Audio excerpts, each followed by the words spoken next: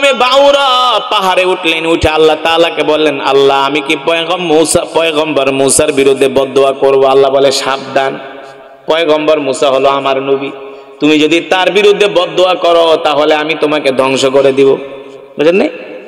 মালামে বাউরা এসে বনী ইসরাইলদেরকে বলল, না না না, আমি পয়গম্বর মুসার বিরুদ্ধে বদদোয়া করতে পারবো না। বনী ইসরাইলরা বলে, শোনো, তোমাকে যা বলছে শোনো, পয়গম্বর মুসার বিরুদ্ধে বদদোয়া করলে আমরা তোমাকে অনেক সম্পদের মালিক বানায় দিব। বলে, না না। আবার দ্বিতীয়বার আল্লাহ তাআলার কাছে বললেন, আল্লাহ আমি কি পয়গম্বর মুসার সম্বন্ধে বদদোয়া করব? আল্লাহ তাআলা বলেন, না না না, সাবধান, মুসা হলো আমার নবী, আমার পয়গম্বর। আবার তৃতীয়বার মালামে বাউরা তার কওমের কাছে এসে বলল, শোনো, আল্লাহ তাআলা পয়গম্বর মুসার বিরুদ্ধে বদদোয়া করতে আমাকে নিষেধ করেছে, আল্লাহ আমাকে ধ্বংস করে দিবে, আমি পারবো না, এই কাজ আমি করতে পারবো না।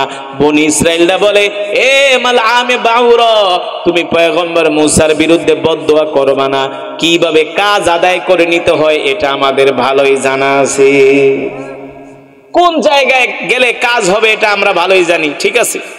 এবার বনী ইসরাইলের কিছু মানুষ চলে গেল মালামে বাউরার স্ত্রীর কাছে। কার কাছে? স্ত্রীর কাছে।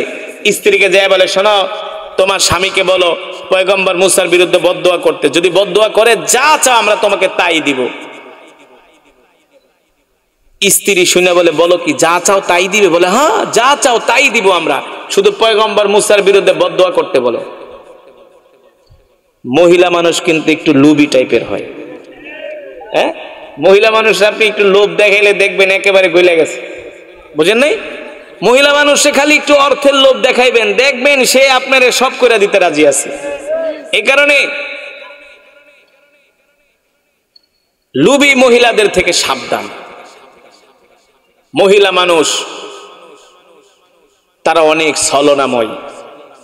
এই মালামে বাউরার স্ত্রীর একটা ঘটনা আসছে তাফসীর ইবনে কাসিরের মধ্যে। তিনি হলেন পৃথিবীর সবচেয়ে সুন্দরী রমণী ছিলেন। এটার ঘটনা হলো, তার স্বামী যেহেতু মুস্তাজাবুদ দাওয়া, মুস্তাজাবুদ দাওয়ার অর্থ বুঝেন? বুঝেন না তো? মুস্তাজাবুদ দাওয়া তাকেই বলা হয় যে কোনো দোয়া করলে সাথে সাথে কবুল হয়ে যায়, তাকে বলা হয় মুস্তাজাবুদ দাওয়া। তো একদিন মালামে বাউরার স্ত্রী বলল, স্বামী, তুমি তো আল্লাহর কাছে দোয়া করলেই কবুল হয়ে যায়, তো তুমি একটু আল্লাহর কাছে দোয়া করো যাতে আল্লাহ আমাকে পৃথিবীর সবচেয়ে সুন্দরী নারী বানায় দেয়, যাতে আমার রূপ লাবণ্য সব নারীদের চেয়ে সুন্দর হয়। তো স্ত্রীর জন্য তো স্বামী সব করতে পারে, পারে না? যেমন স্ত্রী সম্রাট শাহজাহান, তিনি তার স্ত্রীর জন্য তাজমহল বানাইছে, ঠিক কিনা বলেন? স্ত্রীর জন্য কত রাজা বাদশারা রাজত্ব ছেড়ে দিয়েছে। তো মালামে বাউরার স্ত্রী বলে, তুমি আমার জন্য আল্লাহ তাআলার কাছে দোয়া করো যাতে আল্লাহ আমাকে সবচেয়ে সুন্দরী নারী বানায় দেয়। তো মালামে বাউর আল্লাহর কাছে দোয়া করছে, আল্লাহ আপনি আমার স্ত্রীকে সবচেয়ে সুন্দর বানায় দেন। আল্লাহ তাআলার কাছে দোয়া করতে দেরি, কবুল হইতে দেরি নেই, তার স্ত্রী সবচেয়ে সুন্দর, বনী ইসরাইলদের মধ্যে সবচেয়ে সুন্দর নারী হয়ে গেছে। এখন বোঝেন যে স্ত্রীকে ওই মালামে বাউরা কতটা ভালোবাসে। বনী ইসরাইলের যুবকরা যায় বলে, শোনো, তুমি তোমার স্বামীকে বলো পয়গম্বর মুসার বিরুদ্ধে বদদোয়া করতে, যা চাও আমরা তোমাকে তাই দিব। মালামে বাউরার স্ত্রী আয়েশা বলল, শোনেন স্বামী, আপনি পয়গম্বর মুসার বিরুদ্ধে বদদোয়া করেন। মালামে বাউরা বলল, না না না, এই কাজ আমি করতে পারবো না, করলে আল্লাহ আমাকে ধ্বংস করে দিবে। মালামে বাউরার স্ত্রী বললে, শোনেন, আপনি যদি বদদোয়া করেন বনী ইসরাইলরা আমাদেরকে অনেক অর্থের মালিক বানায় দিবে, সম্পদের মালিক বানায় দিবে, আমাদের আর কোনো সম্পদের অভাব থাকবে না। মালামে বাউরা বলল, না না না, এই কাজ আমি করতে পারবো না। স্ত্রী বলল, শোনো, তুমি যদি এই কাজ করতে না পারো তাহলে আমিও তোমার সাথে আর সংসার করব না। বেটা পড়ছেনি বিপদে। এবার বিপদে পড়া দুনিয়ার লোভ তার মধ্যে ঢুকে গেছে। দুনিয়ার লোভ যখন তার মধ্যে ঢুকে গেল, তিনি পয়গম্বর মুসার বিরুদ্ধে বদদোয়া করার জন্য পাহাড়ে উঠছেন। নাউজুবিল্লাহ বলেন। যখন তিনি পয়গম্বর মুসার বিরুদ্ধে বদদোয়া করার জন্য পাহাড়ে উঠলেন, উঠে বললেন, আল্লাহ আপনি পয়গম্বর মুসাকে ধ্বংস করে দেন। নাউজুবিল্লাহ বলেন। আল্লাহ তাআলা ডাক দিয়া বলেন, ওয়াতলু আলাইহিম নাবা আল্লাযী আতাইনাহু আয়াতিনা ফানসালাখা মিনহা فأتبعه الشيطان من الغاوين ولو شئنا لرفعناه بها ولكنه أخلد إلى الأرض واتبع هواه فمثله كمثل الكلب كلب মানে কুকুর কালবন মানে কুকুর কুকুর কুকুর যখন তিনি পয়গম্বর মুসার বিরুদ্ধে বদদোয়া করলেন আল্লাহ তাআলা সাথে সাথে মালআমে বাউরাকে কুত্তার আকৃতি বানায় দিলেন কুকুরের আকৃতি বানায়া এবার মালআমে বাউরার জিহ্বাগুলো বের করে হা হা করতেছে জিহ্বা বের করে রাখছে কুকুরের মতো আর হাই হুতাশ করতেছে আল্লাহ তাআলা ডাক দিয়া বলে এ মালআমে বাউরা আমি তোমাকে আমার নিদর্শন দিয়েছিলাম আমি তোমাকে ইসলাম দিয়েছিলাম দ্বীন দিয়েছিলাম ধর্ম দিয়েছিলাম তুমি আমার কাছে প্রিয় থেকে প্রিয় ছিলে তুমি যদি আমার কাছে কোনো দোয়া করতে আমি আল্লাহ তোমার দোয়ার সাথে সাথে কবুল করে নিতাম এত সম্মান এত মর্যাদা আমি আল্লাহ তোমাকে দান করলাম কিন্তু তুমি সাধারণ দুনিয়ার লোভে পড়া তুমি আমার পয়গম্বরের বিরুদ্ধে বদদোয়া কইরা তুমি সীমা লঙ্ঘন করেছো ঠিক কিনা বলে সীমা লঙ্ঘন করেছো তুমি তো ইসলামের মধ্যে ছিলে দ্বীনের মধ্যে ছিলে তাকওয়াবান একজন মুসলমান ছিলে আমি আল্লাহ তোমাকে কত ইজ্জত দান করেছিলাম আজকে তোমার মধ্যে লোভ ঢুকে যাওয়ার কারণে তুমি আমার পয়গম্বরের বিরুদ্ধে বদদোয়া করছো আর বদদোয়া করার কারণে আমি আল্লাহ আজকে তোমার এই অবস্থা করে দিলাম কিয়ামত পর্যন্ত তোমার এই অবস্থা থাকবে আমিও হাসরের ময়দানে তোমার মতো মানুষদেরকে কুকুর বানায় রাখবো ঠিক কিনা বলে আল্লাহ আমাদের হেফাজত করুন বলি আমিন এই কারণে মুসলমান একবার ইসলামের মধ্যে প্রবেশ করলে দ্বীনের মধ্যে প্রবেশ করলে আর ইসলাম থেকে বের যে হয়ে যায় তার মতো আর কপাল পোড়া কেউ হতে পারে না ঠিক কিনা বলেন দেখবেন সমাজের কিছু মানুষ আছে খুব কয়েকদিন নামাজ পড়ে আবার হঠাৎ করে মসজিদে নাই কয়েকদিন দাড়ি রাখে আবার হঠাৎ করে তার দাড়িগুলো কেটে ফেলায় ঠিক কিনা বলেন এমন মুসলমান আছে কি আছে না আল্লাহ তাআলা বলেন না না না ইয়া আইয়ুহাল্লাযীনা আমানু দুখুলু ফিস সিলমি কাফা ওয়া লা তাত্তাবিউ খুতুওয়াতিশ শাইতান ইন্নাহু লাকুম আদুউম মুবিন আল্লাহ রাব্বুল আলামিন বলেন তোমরা ইসলামের মধ্যে দ্বীনের মধ্যে পরিপূর্ণভাবে প্রবেশ করো ইসলাম অর্ধেক মানবা না এটা হবে না আমি আল্লাহ তোমাদের উপরে 5 ওয়াক্ত নামাজ ফরজ করছি 5 ওয়াক্ত নামাজ তোমাদেরকে পড়তে হবে 3 ওয়াক্ত পড়বা 2 ওয়াক্ত নামাজ পড়বা না এটা হবে না আমি আল্লাহ তোমাদের উপরে রোজা ফরজ করছি রোজা 20টা রাখবা 10টা রাখবা না এটা হবে না আমি আল্লাহ কোরআনুল কারীম তেলাওয়াত করা তোমাদের জন্য বাধ্যতামূলক করছি তোমরা কোরআনুল কারীমের তেলাওয়াত মন চাইলে করবা মন চাইলে করবা না এটা হবে না আল্লাহ তাআলা বলেন উদখুলু ফিস সিলমি কাফা তোমরা পরিপূর্ণভাবে ইসলামের মধ্যে প্রবেশ করো ওয়ালা তাত্তাবিউ খুতুওয়াতিশ শাইতান শয়তানের অনুসরণ করো না শয়তানের ধোঁকায় পড়ো না যদি শয়তানের ধোঁকায় পড়ো শয়তানের ধোঁকায় পড়ে তোমাদের পূর্বে অনেক মানুষ ধ্বংস হয়ে গেছে শয়তানের ধোঁকায় পড়ে তোমাদের পূর্বে অনেক মানুষ ওই যে মালআমে বাউরা তাকে আল্লাহ কত সম্মান দান করছিল ঠিক না দোয়া করলে কবুল হয়ে যেত কিন্তু আল্লাহ তাআলা তাকে এত নিয়ামত দেওয়ার পরেও বনি ইসরাঈলরা তাকে লোভ দেখাইছে যে তুমি পয়গম্বর মুসার বিরুদ্ধে বদদোয়া করলে তোমাকে সম্পদের মালিক বানানো হবে এই কারণে সে ইসলাম থেকে খারেজ হয়ে গেছে আল্লাহ তাআলা বলে না না না একবার যদি তুমি ইসলামের মধ্যে ঢুকে যাও ইসলামের উপরে অটল অবিচল থাকা এটা তোমার জন্য বাধ্যতামূলক হয়ে যায় ঠিক কিনা বলেন এই কারণে মুসলমান আল্লাহ রাব্বুল আলামিন বলে শোনো একবার তুমি যখন ইসলামের মধ্যে প্রবেশ করতে পেরেছো তুমি বুঝবা তুমি এমনি এমনি প্রবেশ করতে পারো নাই আমি আল্লাহ তোমাকে পছন্দ করে আমার কাছে টেনে নিয়ে আসছি আর যে আমার কাছে থাকতে চায় না আমার রহমতের চাদরের নিচে থাকতে চায় না তার মতো কপাল পরা হতভাগা আসমানের নিচে জমিনের উপরে হতে পারে না হতে পারে না এই সমাজের মধ্যে কিছু মুসলমান আছে যারা হেদায়েত আল্লাহ তাআলার পক্ষ থেকে হেদায়েত আসে তাদের উপরে কিন্তু আল্লাহর হেদায়েত তারা গ্রহণ করতে চায় না আছে কি আছে না অথচ এই হেদায়েত পাওয়ার জন্য রাসূলের সাহাবীরা কত কষ্ট করছেন রাসূলের একজন সাহাবী যার নাম হলো সালমান ফারসি নাম কি নাম শুনছেন সালমান ফারসি জলিল কদর সাহাবী যার বয়স হয়েছিল 250 বছর কত বছর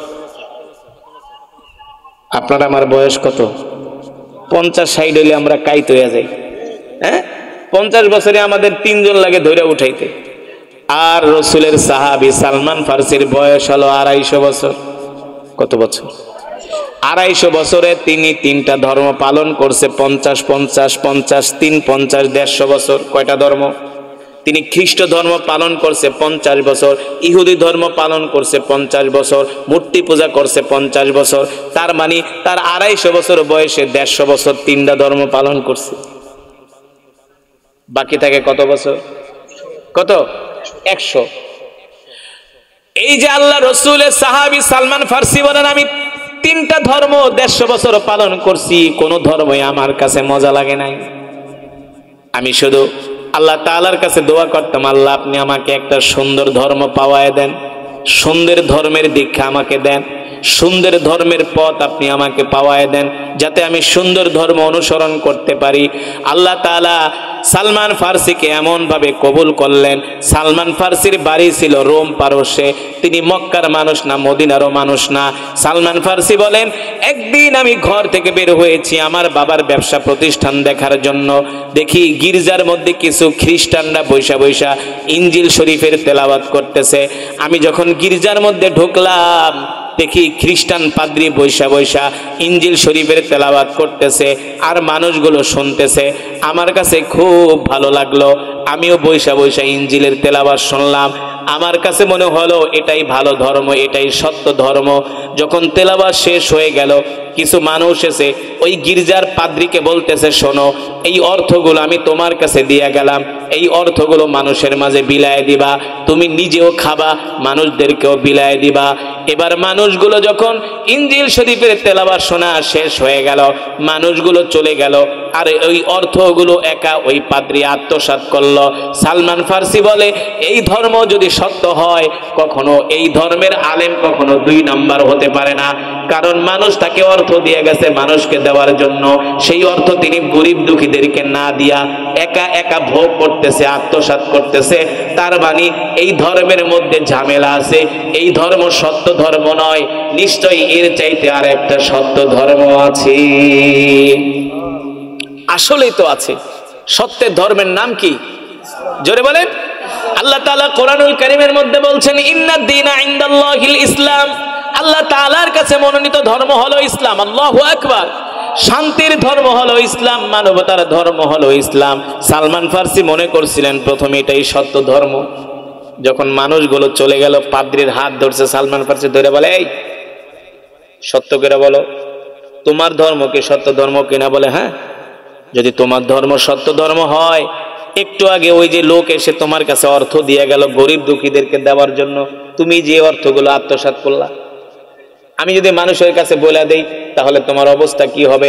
সালমান খ্রিস্টান না আমাকে জানে শেষ করে দিবে, সুতরাং তুমি এই 2 নম্বরের কথা মানুষের কাছে বলবা না। সালমান ফার্সি বলে, আমি বলবো না, সত্য আছে, সত্য করে কও, এর চাইতে আরো সুন্দর কোনো ধর্ম আছে কিনা, এর চাইতে আরো সুন্দর কোনো ধর্ম আছে কিনা? ওই পাদ্রী ডাক দিয়া বলে, সালমান, এর চাইতে আরো সুন্দর আর একটা সুন্দর ধর্ম আছে, যার নাম হলো ইসলাম। সুবহানাল্লাহ বলে, নাম কি? বলে, ইসলাম কোথায় পাবো? কয়, রোম পারস্যে ইসলাম পাবা না, ইসলাম পেতে হলে তোমাকে যেতে হবে মদিনায়। কোথায়? ইসলাম পেতে হলে তোমাকে যেতে হবে মদিনায়, ইসলাম পেতে হলে তোমাকে যেতে হবে মক্কায়। ওই মক্কায় যদি যেতে পারো, ওই মক্কায় একজন নবীর আবির্ভাব ঘটেছে, যার নাম হলো মুহাম্মদ ইবনে আব্দুল্লাহ। তিনি হলেন ইসলামের নবী, তিনি হলেন সত্য নবী, তার উপর কোরআন নাজিল হয়েছে, তিনি হলেন আখিরি নবী। তারপরে আর কোন নবীর আগমন এই পৃথিবীতে হবে না। সালমান ফার্সি বলে, বলো আমি কিভাবে সেই মক্কায় যাব? খ্রিস্টান পাদ্রী বলল, সালমান, আমি যে তোমাকে সত্যের ধর্মের কথা বলে দিছি, এই কথা তুমি খ্রিস্টানদেরকে বলবা না, বললে খ্রিস্টানরা আমাকে ছাড়বে না, আমাকে মেরে ফেলবে। সালমান ফার্সি বলে, শোনো, আমি কিভাবে মক্কায় যাব? বলে, সালমান, তুমি যদি মক্কায় যেতে চাও, তুমি এই রোম পারস্য থেকে সিরিয়ার রাজধানী দামেস্কে চলে যাবা। মক্কা থেকে একদল ব্যবসায়ী কাফেলা ব্যবসা করার জন্য ওই সিরিয়ার রাজধানী দামেস্কে আসে। যদি পারো সালমান, ওদের সাথে তুমি মক্কায় চলে যাবা। সালমান ফার্সি বাড়িতে আসলেন। বাড়িতে আসার পরে তার মা বাবাকে ডাক দিলেন। ডাক দিয়া বললেন, শোনো মা, ডাক দিয়া বললেন, বাবা আজ থেকে আমি আর তোমাদের সাথে থাকবো না, আমি চলে যাব মক্কায়। বলে মক্কায় কেন যাবা? বলে শোনো, এতদিন আমি যেই ধর্ম পালন করেছি এই ধর্ম হলো মিথ্যা ধর্ম, এই ধর্মের কোনো অস্তিত্ব নাই। আমি এই সত্য ধর্ম খুঁজে পেয়েছি, সেই সত্য ধর্ম পাবো আমি মক্কায়, এই কারণে আমি মক্কায় চলে যাব, তোমরা আমাকে বিদায় দিয়া দাও। বলে মক্কায় কেন যাবা? বলে মক্কায় একজন নবীর আবির্ভাব ঘটেছে, তিনি হলেন রহমাতুল লিল আলামিন, তিনি হলেন শেষ নবী, তারপরে আর কোন নবী আসবে না। আমি ওই নবীর হাতে হাত রেখে মক্কায় যে কালেমা পড়ে মুসলমান হয়ে যাব। সালমান ফার্সির মা বাবা ডাক দিয়া বলে, বাবারে তুমি যে আমাদের ছেড়ে মক্কায় চলে যাবা, আমাদের জন্য কি তোমার মায়া লাগবে না? সালমান ফার্সি বলে, ওই নবীকে পাওয়ার জন্য আমি 150 বছর অপেক্ষা করছি।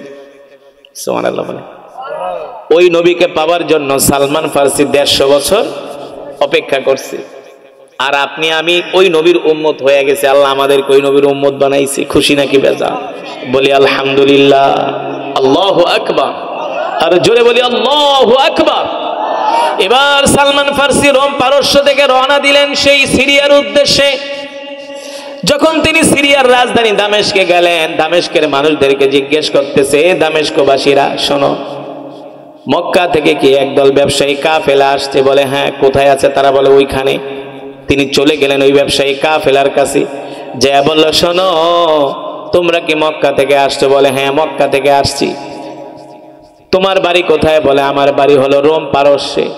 যদি মক্কা থেকে আইসা থাকো, সাথে করে আমাকে মক্কায় নিয়ে যাবা, আমি মক্কায় যে শেষ নবী মুহাম্মদ সাল্লাল্লাহু আলাইহি সাল্লামের হাতে হাত রেখে কালেমা পড়ে মুসলমান হয়ে যাব। এবার সালমান ফার্সি রাদিয়াল্লাহু তাআলা আনহু মক্কায় চলে গেলেন। মক্কায় চলে যাওয়ার পরে ওই ব্যবসায়ী কাফেলারা সালমান ফার্সিকে একটা বাজারে নিয়ে গোলাম হিসাবে বিক্রি করে দিলেন। কি করে দিলেন? গোলাম হিসাবে বিক্রি করে দিলেন। অথচ ব্যবসায়ী কাফেলারা মোটা অঙ্কের অর্থ নিয়েছে তার কাছ থেকে। অর্থ নেওয়ার পরেও তার সাথে বেঈমানি করে সালমান ফার্সিকে তিনি গোলাম হিসাবে বিক্রি করে দিলেন। এবার সালমান ফার্সিকে যখন গোলাম হিসাবে বিক্রি করে দিছে, সালমান ফার্সি এবার খেজুরের বাগানে কাজ করে আর মক্কার মানুষদেরকে জিজ্ঞেস করে, ভাই মোহাম্মদ ইবনে আব্দুল্লাহ কোথায়? বলে বেটা তুই মোহাম্মদ ইবনে আব্দুল্লাহকে দিয়া কি করবি? বলে আমি রোম পারস্য থেকে আসছি, মোহাম্মদ ইবনে আব্দুল্লাহর হাতে হাত রেখে, নবীর হাতে হাত রেখে আমি কালেমা পড়ে মুসলমান হয়ে যাব।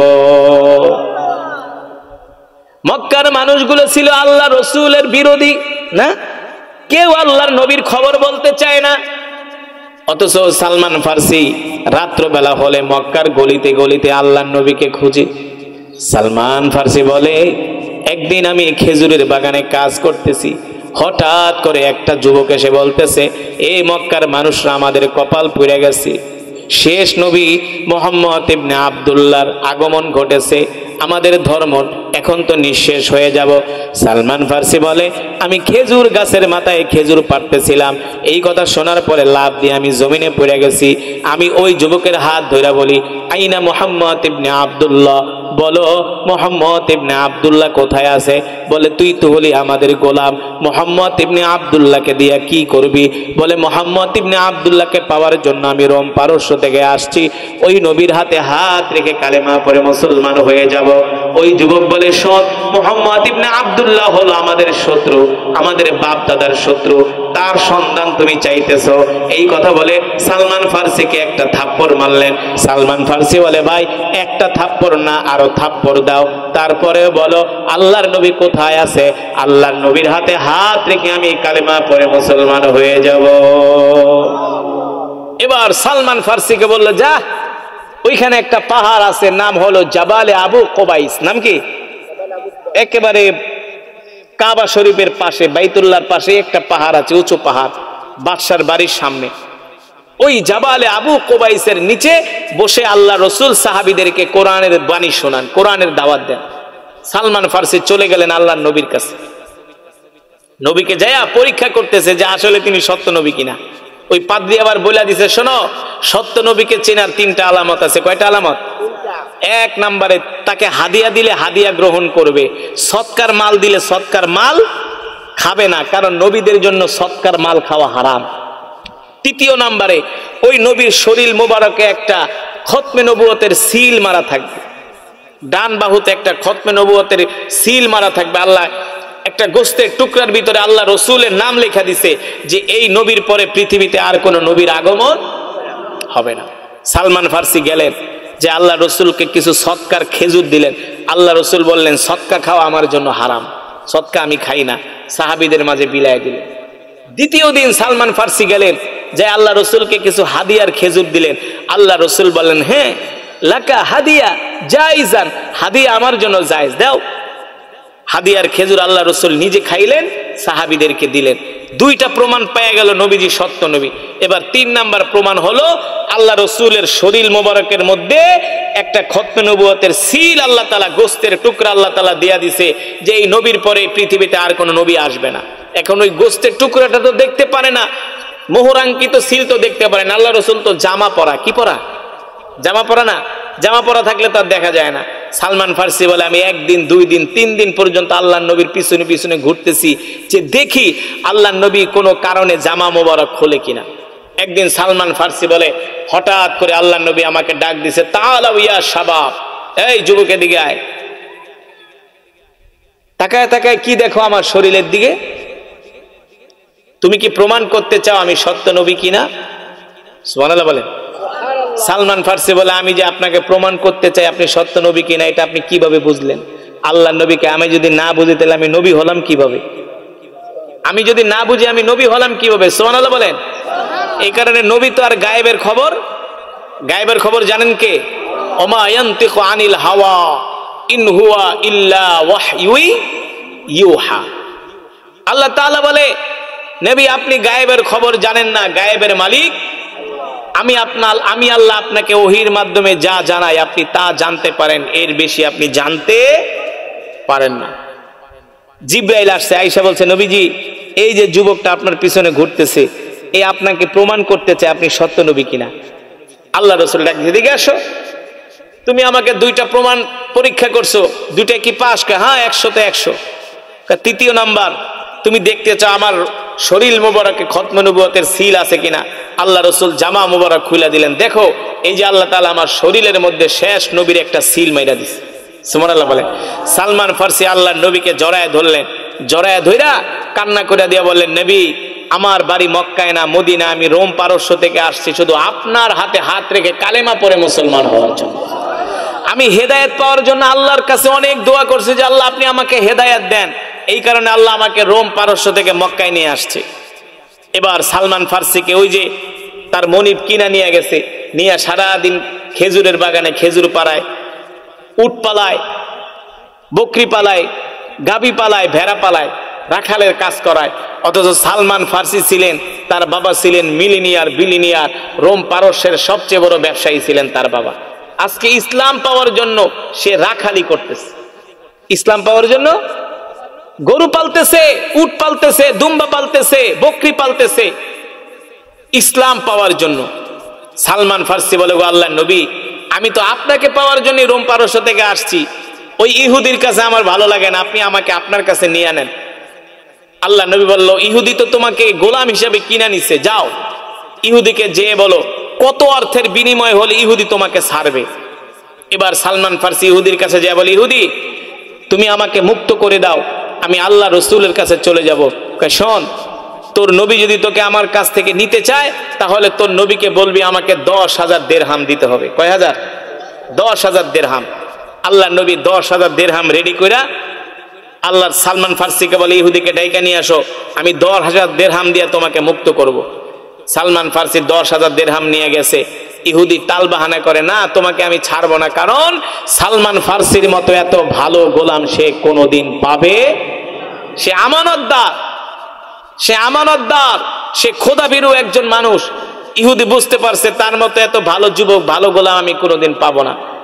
এবার ইহুদি টাল বাহানা করে, আরেকদিন বলে 20,000 দিরহাম দিলে আমি তোমাকে মুক্ত করব। 20,000 দিরহাম নিয়ে যায়, মুক্ত করে না। আল্লাহ রসুল সালমান ফার্সিকে যায় বলে শোনো ইহুদিকে চরম ভাবে হুঁশিয়ার করে দাও, কত হাজার দিরহাম হলে তোমাকে মুক্ত করবে। ইহুদি কোনোভাবে রাজি হয় না, বলে শোনো, তোমাকে যদি মুক্ত করি তাহলে আমার একটা শর্ত আছে, এই শর্ত যদি তোমার নবী মানতে পারে তোমাকে মুক্ত করে দিব। সেই শর্ত কি? তোমার নবী আমাকে 600 খেজুরের চারা লাগায় দিবে। কয়শো? 600 খেজুরের চারা লাগাবে, আর ওই 600 খেজুরের চারার মধ্যে সাথে সাথে খেজুর হতে হবে। যদি তোমার নবী 600 খেজুরের চারা লাগায়া সাথে সাথে ওই গাছ থেকে খেজুর হয়, তাহলে আমি তোমাকে মুক্ত করব। আচ্ছা বলেন, এটা পৃথিবীর কোনো মানুষের পক্ষে সম্ভব? খেজুরের গাছ লাগাইলে কি সাথে সাথে খেজুরের চারা হয়? কোন কোন তাফসীরের মধ্যে আসছে যে ইহুদি বলছে সাথে সাথে খেজুর। কাল্লা বাল তুকাযিবুনা বিদ্দীনি ওয়া ইন্না আলাইকুম লাহাফিযিনা কিরামান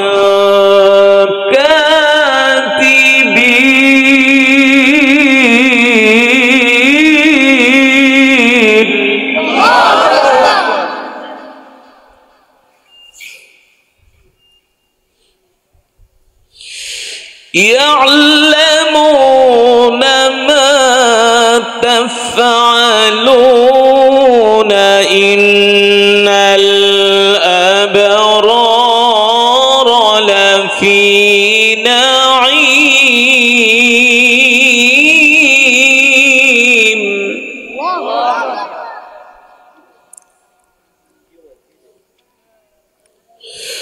وإن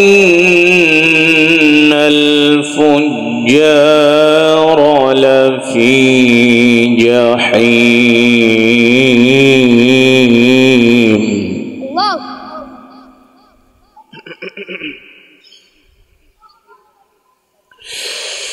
إن الأبرار لفي نعيم وإن الفجار لفي جحيم يصلونها يوم الدين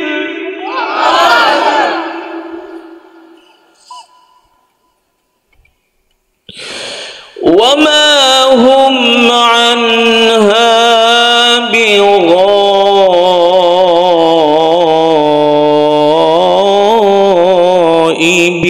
بغائبين وما هم عنها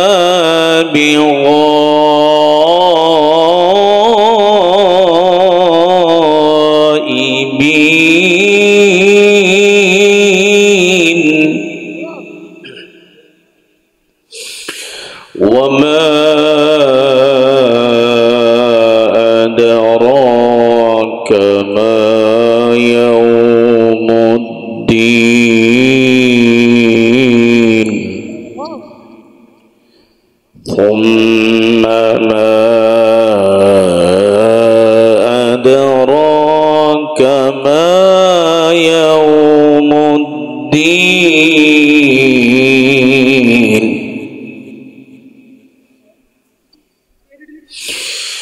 وما أدراك ما يوم الدين ثم ما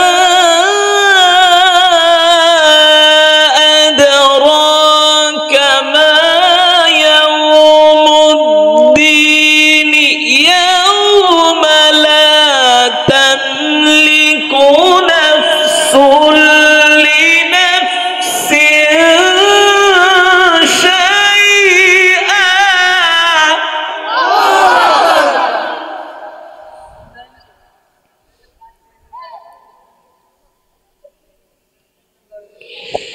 يوم لا تملك نفس لنفس شيئا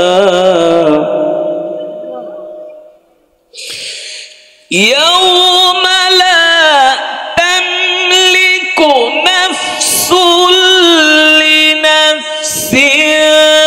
شيئا والأمر يومئذ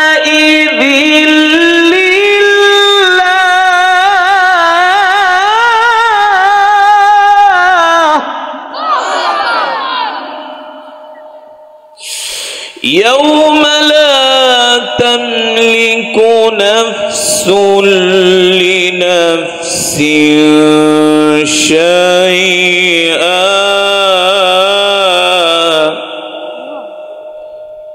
والأمر يومئذ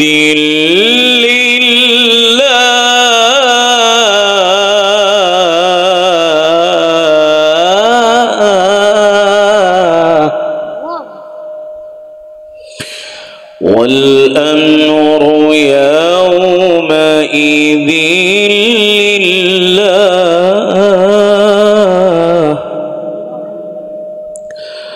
الله أكبر ولله الحمد. بسم الله الرحمن الرحيم. قل هو الله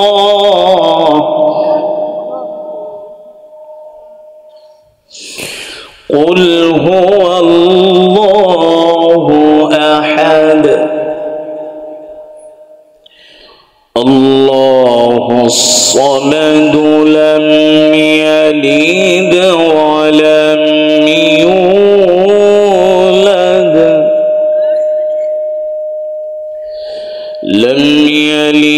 ولم يولد ولم يكن له كفوا أحد. بسم الله الرحمن الرحيم.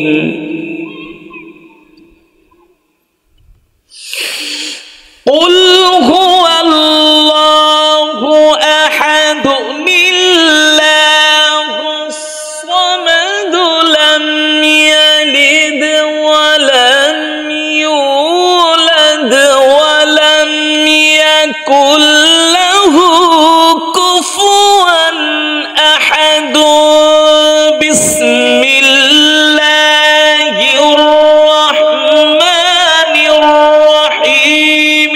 قل هو الله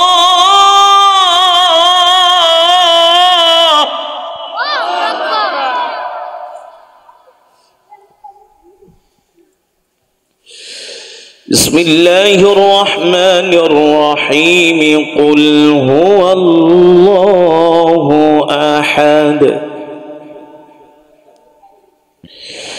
قل هو الله أحد الله الصمد لم يلد ولم يولد ولم يكن له كفوا أحد. لم يلد ولم يولد ولم يكن له كفوا أحد. صدق الله العلي العظيم.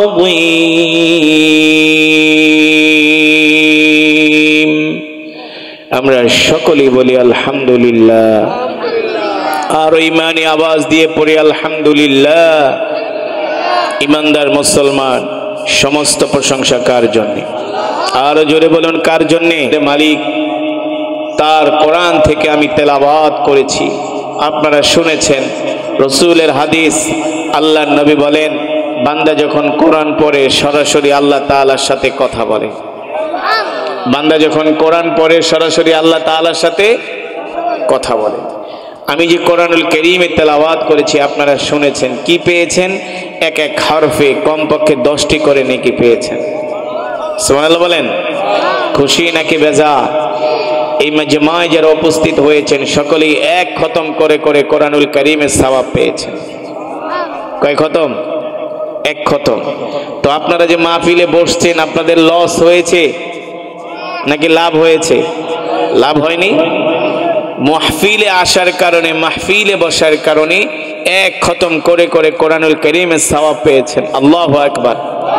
অনেক মুসলমান আছে রমজান মাসেও এক খতম কোরআন পড়তে পারে নাই, আছে না? আরে রমাদানে এমন তো মুসলমান আছে রোজাই রাখে নাই, কথা বলে না? আপনার এলাকায় আছে? আবার এমন কিছু গরু খাওয়া মুসলমান রমজানের এক মাস রোজা রাখছে, 5 ওয়াক্ত নামাজও পড়ছে, রমজানও শেষ, রোজাও শেষ, আর নামাজও শেষ। ঠিক কিনা বলেন? একটু দাড়িও রাখছিল, খোসা খোসা কয়েকটা দাড়িও হয়েছিল। যেদিন রমজান শেষ হয়েছে সেলুনে যায় দাড়িগুলো শেভ করে ফেলাইছে। আছে কি আছে না? এমন কপাল পোড়া আছে কি আছে না? আবার এমন রোজাদার আছে বিড়ি খাওয়াই না, বিড়ি খোর, সারাদিন কষ্ট মষ্ট করে কোন রকম ইফতারটা কইরাই আগে বিড়িতে টান মারছে। চায়ের দোকানে যে আগে বিড়ি দে, পারলে ওরা খেজুরের পরিবর্তে বিড়ি দিয়ে ইফতার করে। হ্যাঁ, আমি একদিন এই রমাদান মাসে ফকিরাপুলের পলয়েল মার্কেটের সামনে এক মসজিদে মাগরিবের নামাজ পড়তে গেছি। বিশ্বাস করেন রাস্তার ভিতরে সিরিয়াল দেরা শত শত মানুষ বিড়ি টানতেছে। আমি বলি ভাই এইভাবে বিড়ি টানার মানে কি? এক রিক্সা এলাকা হুজুর বোঝেন না, সারাদিন রোজা রাখছে, এখন সময় পাইছে বিড়ি টানানোর। পুরো এলাকা মনে হয় যে মশার ওষুধ ছিটাইতেছে, পুরো এলাকা বিড়ির ধোঁয়ায় পুরো গন্ধ হয়ে গেছে। 1 মাস ভালোই রোজা রাখছিল, নামাজও পড়ছিল, কপাল পোড়া। রমজান শেষ, মসজিদে নাই, নামাজে নাই, দিনের কাজে নাই। আগে যেমন সিনেমা দেখতো এখনো সিনেমা দেখে, আগে যেমন বিড়ি টানতো এখনো বিড়ি টানে, আগে যেমন চায়ের দোকানে বসে গল্প করতো এখনো গল্প করে। রমজান মাসে আজান দিলে মসজিদে চলে আসতো নামাজ পড়তে, এখন আর তাদেরকে মসজিদে পাওয়া যায় না। 1 মাস রোজা রেখে কি জান্নাত কামাই করে ফেলাইব?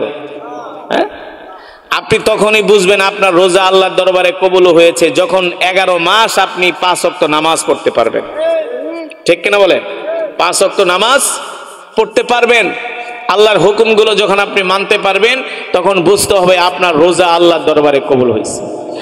আর বাকি 11 মাস যদি আপনি আগের মতোই নামাজ না পড়েন, দিন না মানেন, আগের মতোই যদি আপনি আপনার কাজগুলো করেন, গুনার কাজ, নাফরমানির কাজ, তাহলে বুঝতে হবে আপনার রোজা আল্লাহর দরবারে কবুল হয় নাই। ঠিক কিনা মুসলমান? আর যারা একবার আল্লাহর দ্বীনের মধ্যে ঢুকে, ইসলামের মধ্যে ঢুকে, তাকওয়ার মধ্যে ঢুকে, আমরা যে 1 মাস রমজানের রোজা রাখছি তাকওয়া অর্জন করার জন্য না, তাকওয়া অর্জন করার জন্য, ঠিক কিনা? গুনাহ থেকে বেঁচে থাকার জন্য। কিন্তু রমজানও শেষ, তাকওয়াও শেষ। রমজান শেষ, নামাজও শেষ, আল্লাহর হুকুম মানাও শেষ। তাদের সম্বন্ধে আল্লাহ তাআলা কোরআনের মধ্যে হুঁশিয়ারি উচ্চারণ করেছে। জানার দরকার আছে কি আছে না? অনেকে মনে করতে পারে যে আমরা 1 মাস রোজা রাখছি জান্নাত কামাই করে ফেলাইছি, আর বাকি 11 মাস মসজিদের ধারে কাছেও যাব না। ঠিক কিনা বলেন?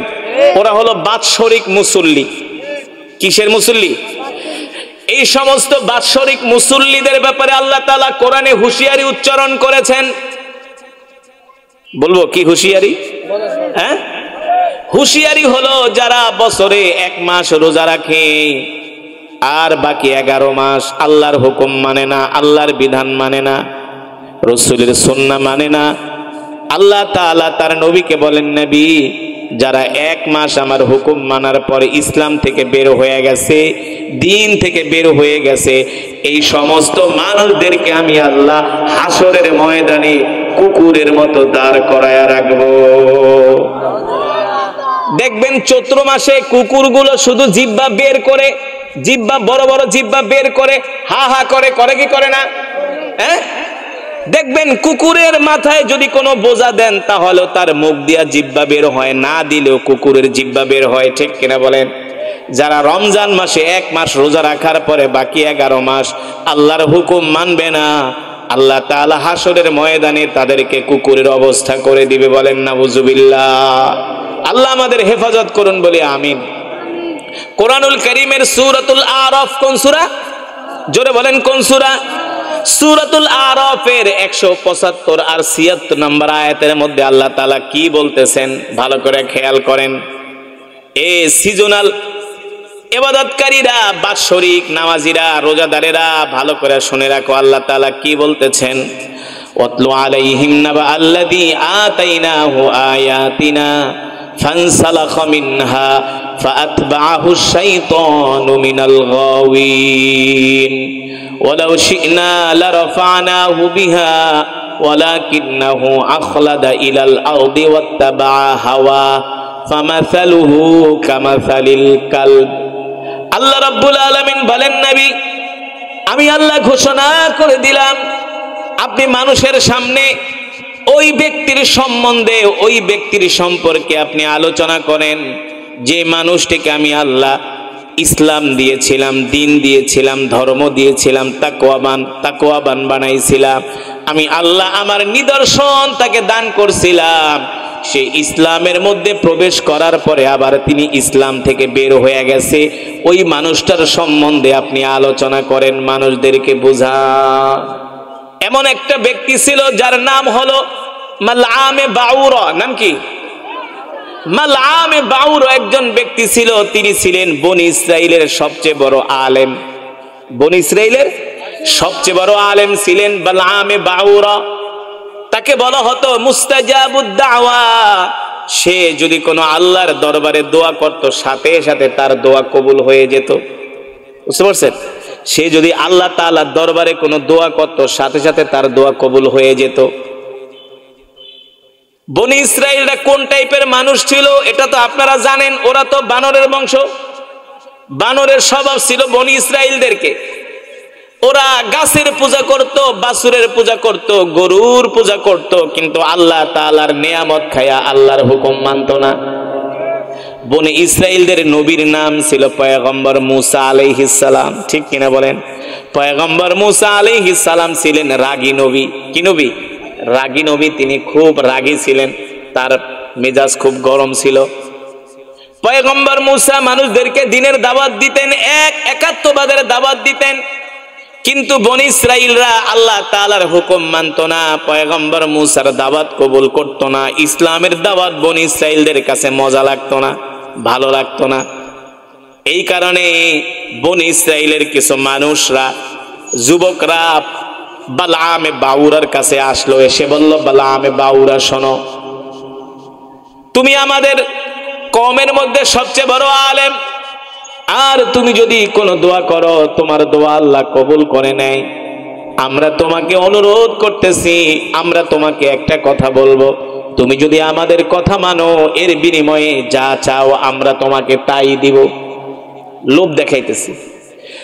আমরা তোমাকে একটা রিকোয়েস্ট করব, অনুরোধ করব, তুমি যদি আমাদের কথাগুলো মানো, তুমি আমাদের কাছে যত সম্পদ চাও আমরা তোমাকে সম্পদের মালিক বানায় দিব, ক্ষমতার মালিক বানায় দিব। বালআমে বাউরা বলল, শোনো কি কথা আমি তোমাদের শুনবো বলো। বালআমে বাউরাকে বনি ইসরাইলরা বলল, শোনো আমাদের কওমের মধ্যে যেই নবী আছে মুসা, এই মুসা নবীর বিরুদ্ধে তুমি আল্লাহর কাছে বদদোয়া করো। নাউজুবিল্লাহ বলে। বলে কেন কেন মুসার বিরুদ্ধে বদদোয়া করব? বলে মুসা আমাদেরকে দ্বীনের দাওয়াত দেয়, মুসা আমাদেরকে আল্লাহর দাওয়াত দেয়। আল্লাহর দাওয়াত আমাদের ভালো লাগে না, একাত্মবাদ তাওহীদের দাওয়াত ভালো লাগে না। আমরা গরু পূজা করি, বাছুর পূজা করি, গাছের পূজা করি, এটাই আমাদের কাছে ভালো লাগে। মুসা যে তার রবের পূজা করতে বলে, রবের ইবাদত করতে বলে, এটা আমাদের কাছে ভালো লাগে না। সুতরাং মুসার বিরুদ্ধে তুমি আল্লাহর দরবারে বদদোয়া করো যাতে আল্লাহ মুসাকে ধ্বংস করে দেয়। বলেন নাউজুবিল্লাহ। আরো জোরে বলেন নাউজুবিল্লাহ। কথাটা ভালো করে খেয়াল করেন, নালে বুঝবেন না। যে সমস্ত রোজাদাররা 1 মাস রোজা রাখার পরে মসজিদে যায় না, আল্লাহ ওদের সম্বন্ধে কোরআনে কি বলছে জানার দরকার আছে কি আছে না? দরকার আছে কি আছে না? এ তো মনে করে আমি 1 মাস রোজা রাখা জান্নাতে চলে গেছি। আসলে যে জান্নাত যে রাজশাহীর কাঁচা কলা না, টাঙ্গাইলের চমচম না, জান্নাত যে টেকেরাটের রসগোল্লা না, এটা তারা জানে। জান্নাত কামাই করা এত সোজা? জান্নাত কামাই করতে হলে ঘাম ঝরাতে হয়, রক্ত দিতে হয়। ঠিক কিনা বলে?